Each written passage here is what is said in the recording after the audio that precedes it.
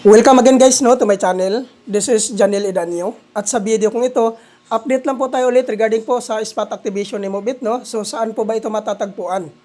Matatagpuan po ito guys sa SSS Brigade Covered Court, Western Bicutan, Taguig City. So yan po ang pinaka-venue po ng ating spot activation. So ano po ba ang mga requirements po na kailangan po nating i-prepare before po tayo pumunta sa spot activation na ito?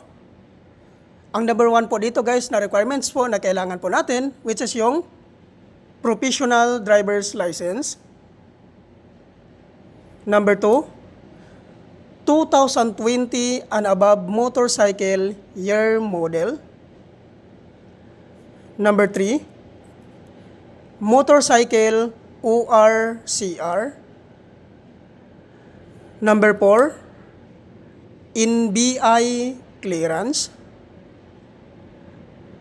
Number 5, police clearance.